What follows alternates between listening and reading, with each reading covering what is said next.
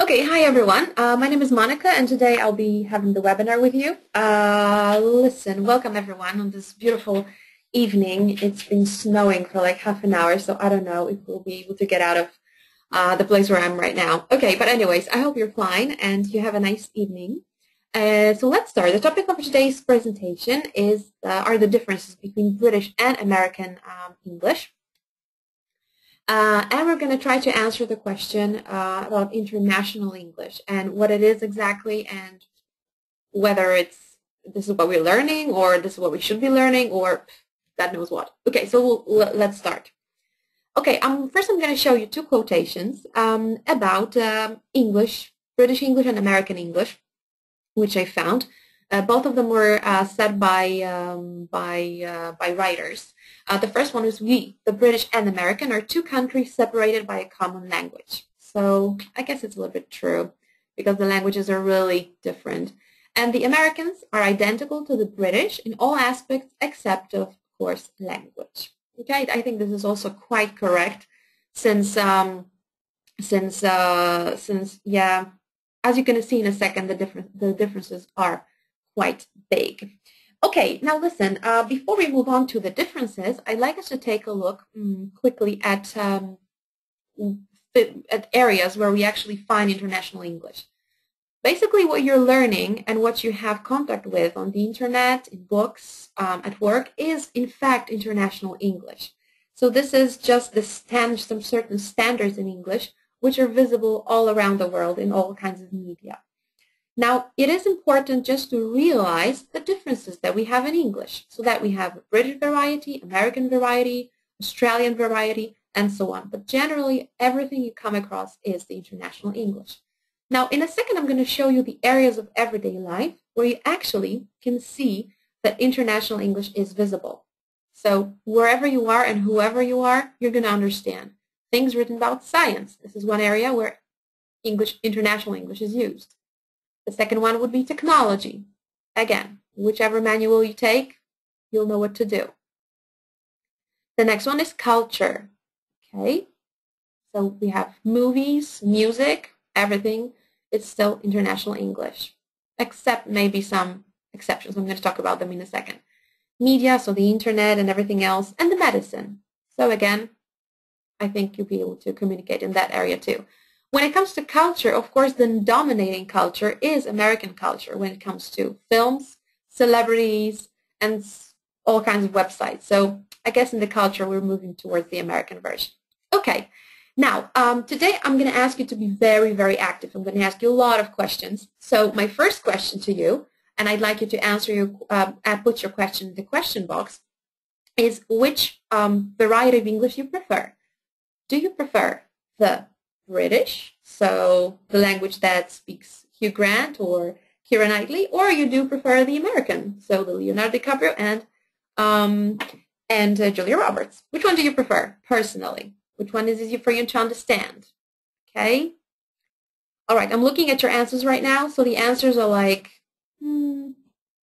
Okay. So for some of you, American is easier to understand. Yeah. So I guess I'm going to agree. All right, but the answers are, I guess, like 50-50. I think it all depends on their education as well. So if you've had, your British teacher, I guess this is going to be more easier for you to understand. But anyway, I guess we have more or less 50-50 when I look at your answers.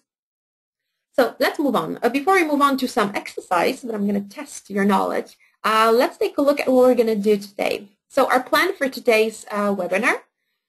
First, we're going to talk about differences between British and American English. And over here, we're going to cover grammar, vocabulary, spelling, and pronunciation. In the pronunciation section, I'm going to ask you to practice with me. And the last part will be which English to choose and basically where we are with our English education. Okay, so let's start, guys. First, I'm going to ask you a few questions. And let's see if you know the answers. Okay, so the test begins. Let's take a look at the first sentence. I'm going to read it to you.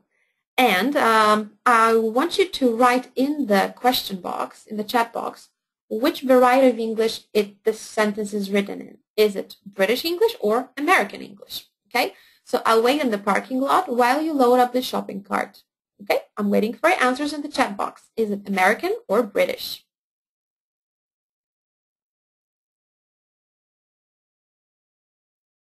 Okay, I guess like 90% of the answers are correct. Very good. It is American.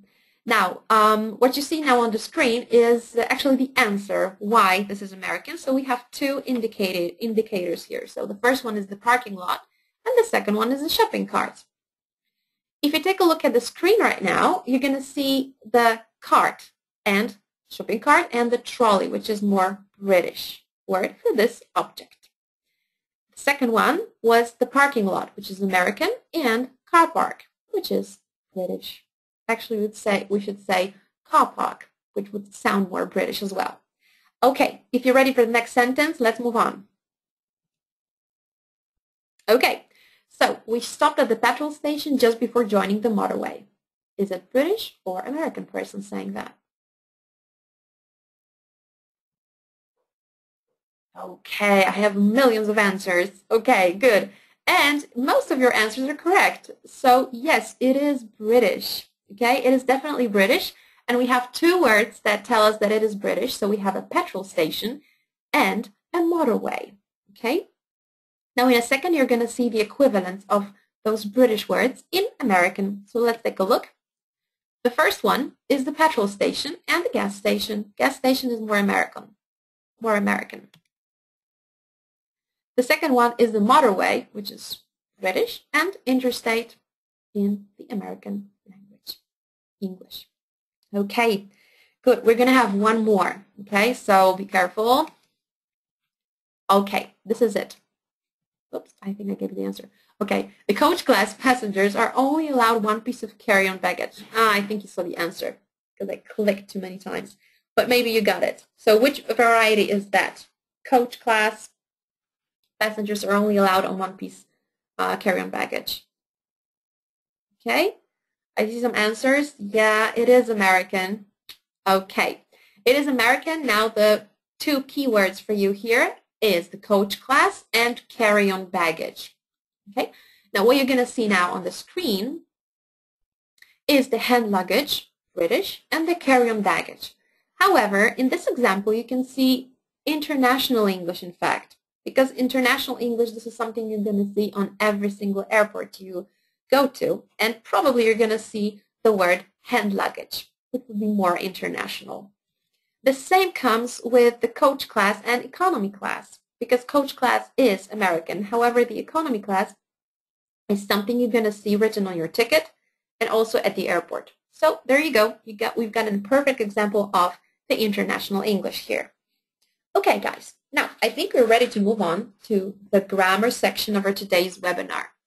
Now, as you probably realize, there are some grammatical differences between the British and American variety of English. Now, there are a few of them. Over here, you're going to see the most important ones. First, we're going to start with something which is usually the nightmare of students, present perfect and past simple.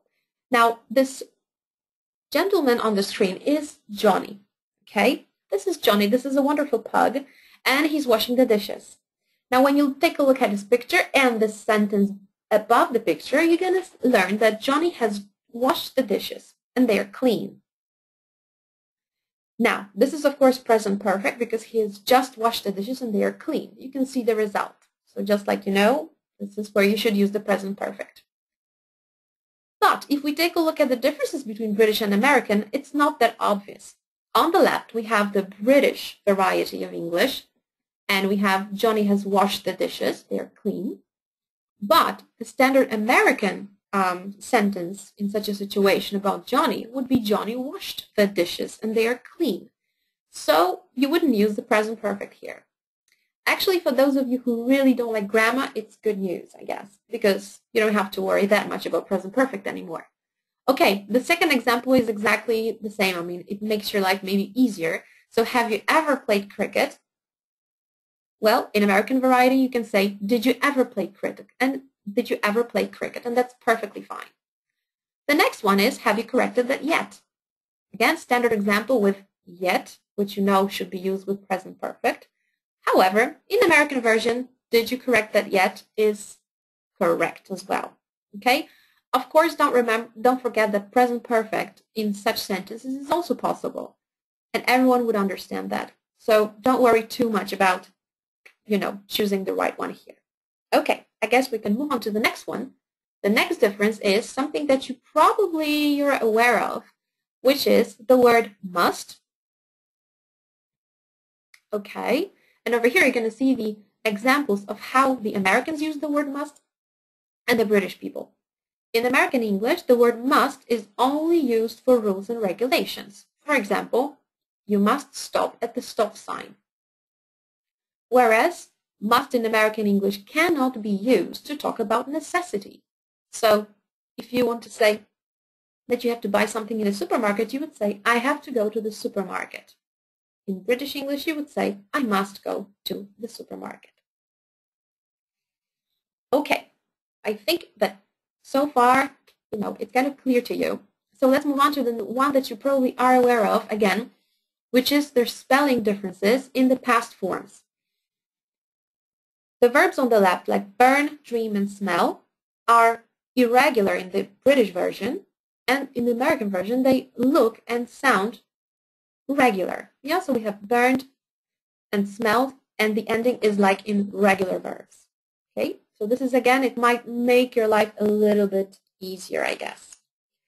Okay, one more example with the grammar as such would be prepositions. The prepositions are all the words like above, at, on, in, through, and so on. Again, in this section, do not worry too much about differences and that if you're saying this right.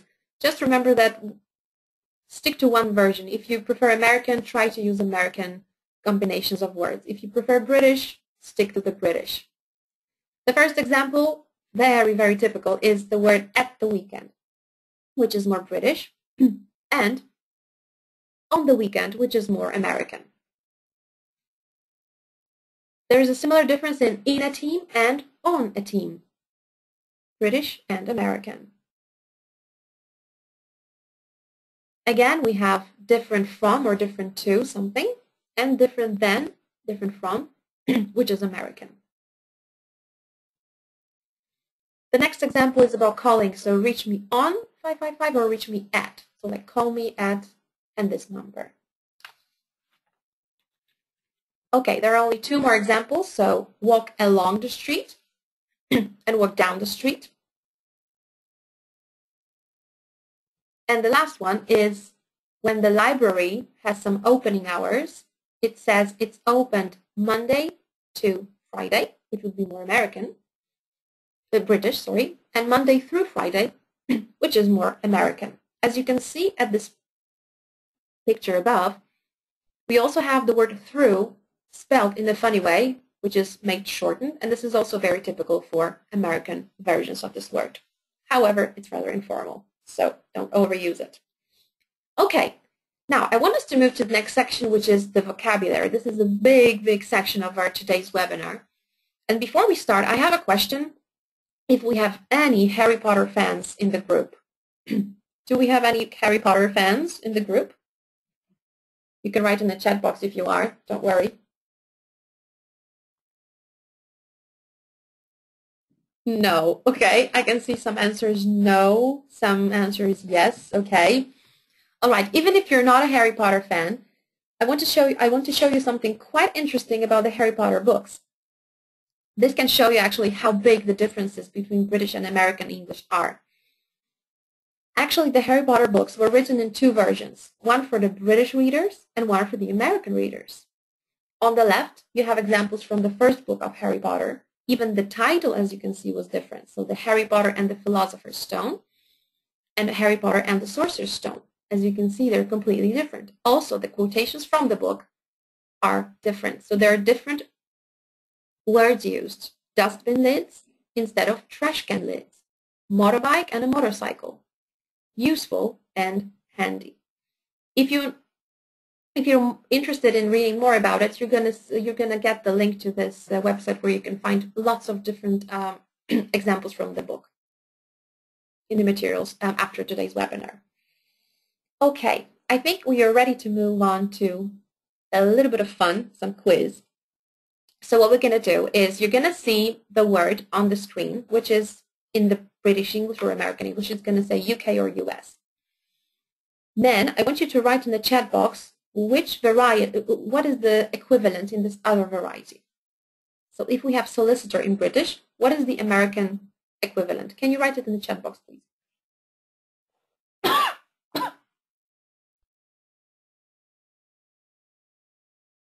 Okay, yeah, we have some good answers and some not really good answers, not really correct.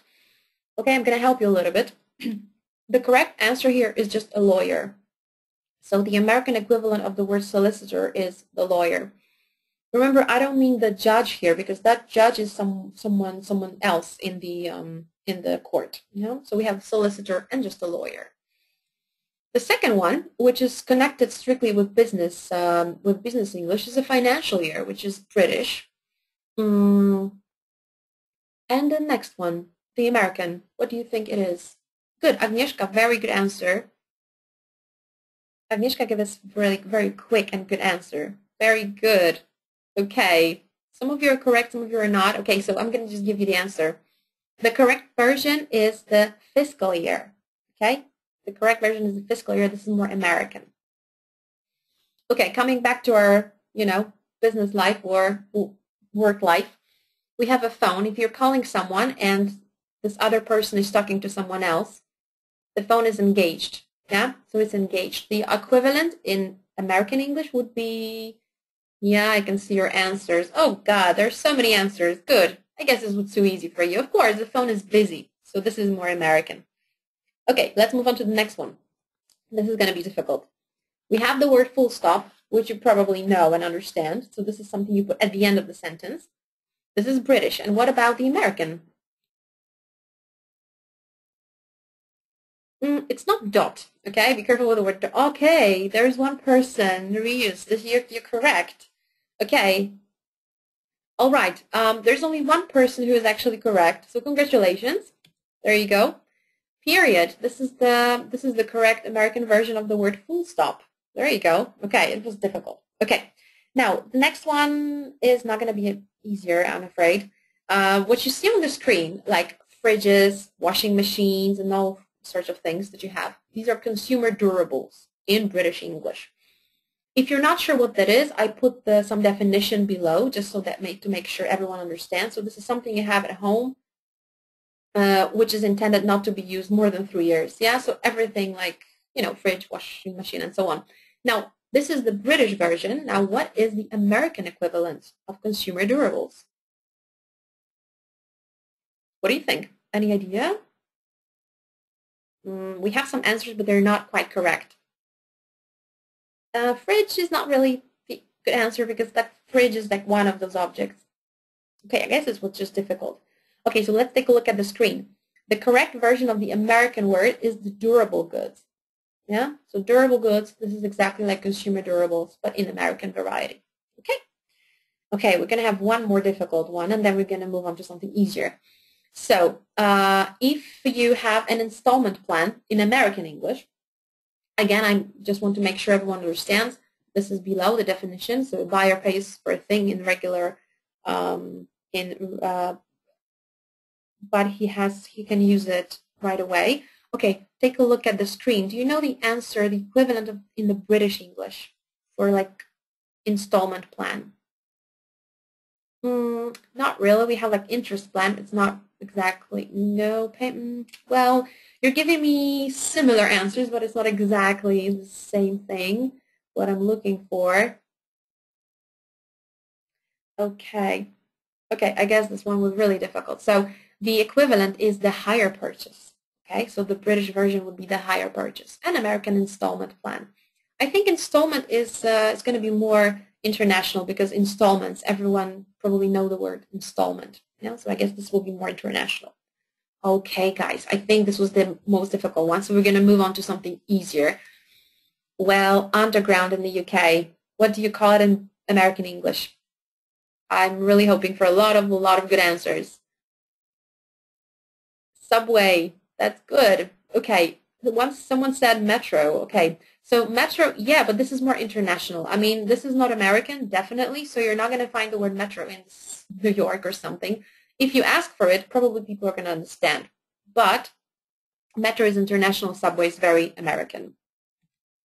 Okay, now if you like cooking, which I really love doing, and I love baking things, so if you like baking and you use English recipes, then probably the next one, which you see now on the screen, icing sugar, is not going to be a problem for you. Icing sugar is used in British recipes. In American recipes, it's not powdered sugar, because a lot of people write this. No, it's not. Is this webinar live? Yes, Krzysztof, this webinar is live. Like, I'm here and I'm reading your comments. Okay, so it's not really sugar powder. It is something different. I don't know. Maybe no one here really uses American recipes. Okay, it is confectioner's sugar. So this is completely different. So if you ever plan to bake a wonderful, delicious cake from American recipe, be careful. This is confectioner's sugar. Okay, let's move on. This is easy. We have a flat in British English, and in American English we have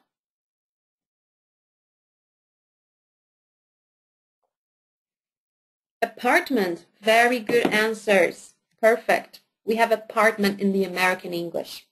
Well done. Okay. The next one, cinema. In British English, we say, in American English, I'm sorry, we say, where do we go in America? Yes, very good, Jacek. We go to a movie theater. There you go. We go to a movie theater. Or movies, or the movies. Very good, Danuta. This is exactly it. So we have the movie theater or the movies. So if you ever end up in America going there, cinema, well, don't worry. Everyone's going to understand, but movie theater is more American. Okay, well done, guys. Now, I'm going to give you a few more examples, which are a little bit quite more difficult, I guess, when it comes to interior design. So we have blind and window shade in America. So this is what you call this thing that's hanging on the window. Another one is the anti-clockwise and counterclockwise. So as you can see in the picture, we have clockwise and counterclockwise. So this is the direction where as the clock's going. So you have anti-clockwise and counterclockwise in American English. Well, you know, you never know. You might find it useful, especially in some manuals, you know. The next one is obvious, which is airplane and airplane. This is only the difference in spelling, as you can see. And of course, international would be just a plane. So, or aircraft. Yeah, this would be international. Okay, for now we're done with the vocabulary, and we're going to move on to something very interesting, which is the spelling and pronunciation.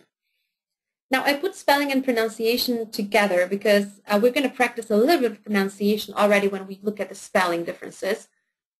Now, when I show you the list of words, I'm going to read it to you, and I'm going to give you some time to repeat. It's now, 7 o'clock, so I guess most of you are in some friendly place where you can actually talk to yourself.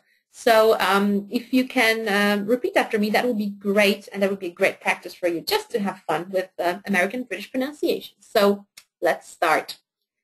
The first group of words where we have different endings in spelling, we have RE at the end and ER at the end. I think the American version, as you can see, is I think easier for us because it sounds more like we have it in Poland. Now, let's have some fun with the pronunciation. So I'm going to read on the left and on the right, and then I'm going to give you a few seconds to repeat. Okay, so just let's start. The British. Center, center. Fiber, fiber. Litter, litter. Theater, theater. Okay, I have a question. How many of you actually repeated after me? You can write in the chat box how many of you actually participated in active pronunciation. Yay! Okay, I have a lot of people saying yes, all of you. Okay, wow, I think like all of you were participating, so I'm really happy. Okay, we're going to have some more speaking in a second, so let's take a look at the screen. We have the ending OUR and OR in American variety. So let's go. Color, color. Flavor, flavor. Humor, humor. labor, labor, neighbor, and neighbor. Okay, I think this was even more fun page. Okay, let's move on to some more differences in spelling. Okay, this time I don't think we have to pronounce them like separately because they are quite, well, they're quite the same. But we have the ending IZE or ISE. So we have words like apologize, organize, and recognize. Yeah, they're very, very similar, but in spelling they are very, very different. So let's take a look at IZ. This is also a very typical ending for American English. I'm sorry. The next one are vowels. So all kinds of E, A, I, and so on. On the left, we have the British spelling. On the right, American. If you take a look at both of them, I think you're going to agree with me that the American spelling is much, much easier. Okay, so they don't have that many vowels in those really difficult words. I'm going to read them out to you so that you know how to pronounce them. It's leukemia. This is a very serious sickness. Maneuver, estrogen, and pediatric. Okay, so we have those 4 words. On the right, a little bit easier spelling. Well, it's up to you which one you choose, of course. Okay, a few more. We have the endings NCE or NSE. Again, British and American. Some examples are defense, license, and offense. Okay, and one more, which is British and American. Again, American is a little bit easier. So analog, catalog, and dialogue. Okay. Because you were pronouncing all those words so nicely, so I guess we're going to move on to more pronunciation. Now, again, I'm going to ask you to really say those words aloud to yourself in front of the computer. You're going to see the picture and the word. The first, I'm going to pronounce the British version and then American. Remember, the British is always first. Okay? Are you ready? I hope you're ready. Let's start. After each word, I'm going to give you a few seconds to repeat. So the first pronunciation is British, the second American. Theater, theater.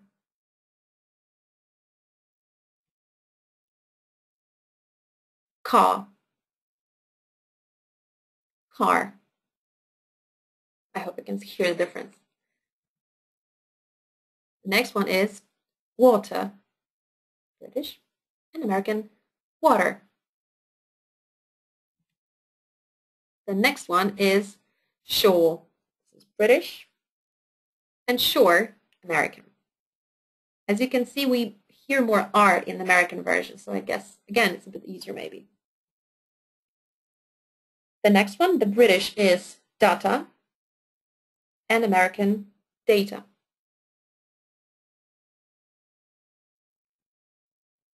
Here, the British is status, and American, status. Okay. And the last one, again, a big difference, is British, garage, and American, garage. Okay, I hope you were pronouncing it with me. So our tongues have twisted a little bit. Let's move on to the British section, to the business section of our webinar today. Now, the business English as such and the differences in business English, we've already discussed a little bit of this with the vocabulary in the vocabulary section, but I want to draw your attention to a few more details that you may come across. The first one is the date. Now, my question to you, and I want you to write an answer, is when you see the date, 12/10/2015, what month are we talking about here? What month? Just give me the name of the month, okay? What month is it? You're very careful, I see. Okay, you know what? Your answers are like 50-50, and some of you realize the difference, but not all of you. Okay. So the correct version, there's no correct version here. So if we see this date, it may be confusing because in Europe and in most of the world,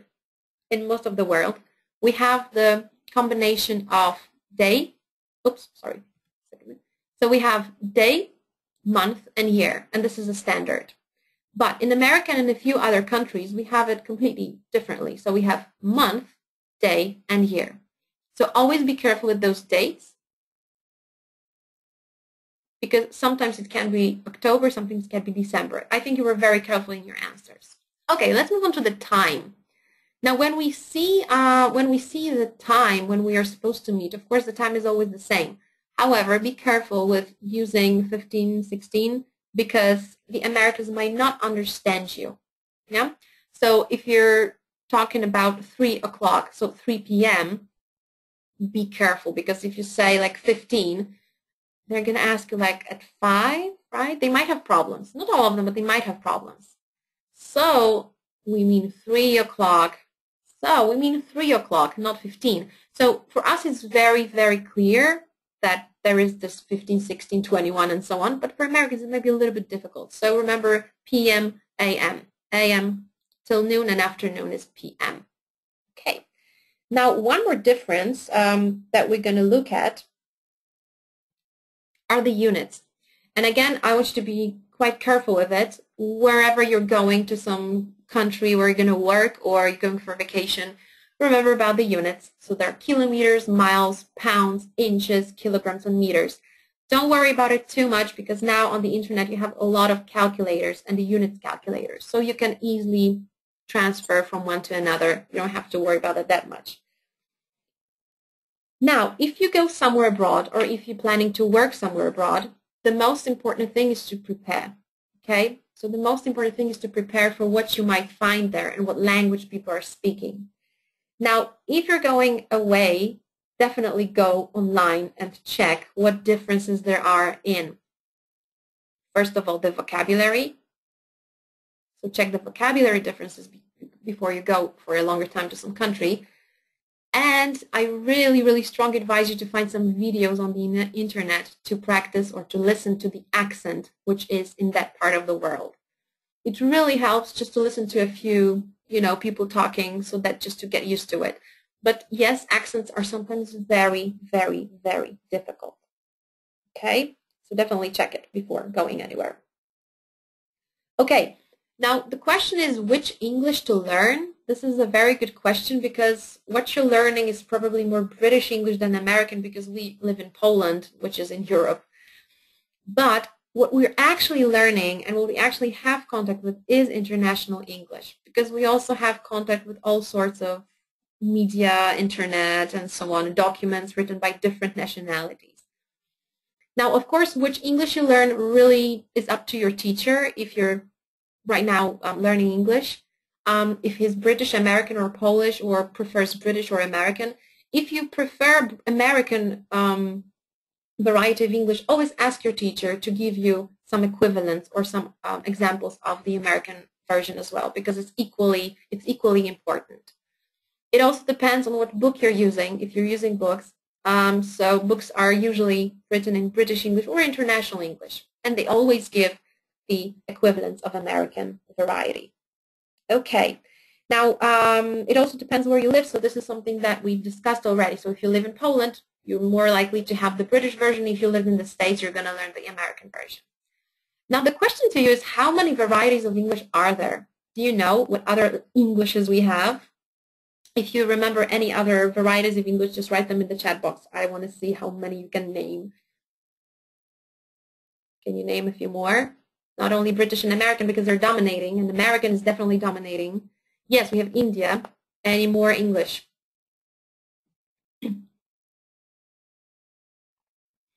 Yeah, we have Australian, Philippines. Yeah, we have a lot of them. Good. Okay, you have a lot of ideas. Now, there is this funny map with all those people around the world speaking English. And yes, we have like Canadian, Australian, South Africa, New Zealand. So basically, this is not only British and American, so be careful, right? If you ever want to go somewhere else, check before you go. Now, the most important message I have for you is, if you prefer American or British variety, it really doesn't matter. If you pass any exams in English, still, it really doesn't matter which variety you use. But remember to be consistent. Consistent means if you prefer American, use American spelling, pronunciation. If you prefer British, use the British words. Yeah, so just be consistent. That's the only piece of advice I can give you. Now, of course, I want to give you one more example with American culture, let's say, because it's also good to know the culture of the country where you're going. Well, I have a list of tips that you might find useful when talking to Americans. Yeah. So to use the word, to use the language effectively, you sometimes have to understand a little bit of culture. Now I have a few tips for you, which you might find funny at times. Speak about location. Americans like talking about location, like, oh, where are you from, and where do you live, and blah, blah, blah. Oh, my grandmother used to live there. So this is kind of small talk, let's say. So talking about location, this is always a good topic. Talk about work, yes. Talk about work is also very acceptable in American culture. It's not impolite to ask, like, what do you do? Yeah, so where do you work? In some countries, it's not really okay, but in America, definitely yes. Talk about sports. I think it's just international topic. You can always talk about sports. Be careful when asking about race and religion. So be politically correct. Use the last names with people you do not know well. So again, you might find it useful just to use the last names. And they prefer the first names when you know someone. Yeah, probably you're aware of this, like John, Jenny, and so on. Just don't be too formal with people. So they prefer informal language. They also shake hands and only shake hands. No kissing like in Europe. No, no, no. Just shake hands. We have to keep the distance. Okay, and the last one is look in the eye. Yeah, so don't look into the ground. They really like looking face to someone. Okay, now during our webinar we covered a lot of topics, and one of the biggest one was the vocabulary. What you see now on the screen is a list of some other words that I haven't mentioned before, because there are so many of different vocabulary, British and American, that there are many, many more than we've covered today. So I'm going to give you some links to some websites where you might find some the differences between British and American vocabulary. It's really a good idea to take a look at it and just, you know, kind of analyze it a little bit, see what is interesting for you, which section. Now, what we're going to have at the very, very end of our webinar today, we're going to check if you know some more words. The words you're going to see on the screen are not the ones that we've covered today. So, well, I'm just going to ask for your experience. We have 3 very typical words like cab, cookie, and fall. Now, I would like you to write in the chat box the equivalents of those words in British English, because those 3 words, cab, cookie, and fall, are American. So if you could please write British equivalents of those words, that would be great. Okay, I can see some answers coming in. Very good, Jacek.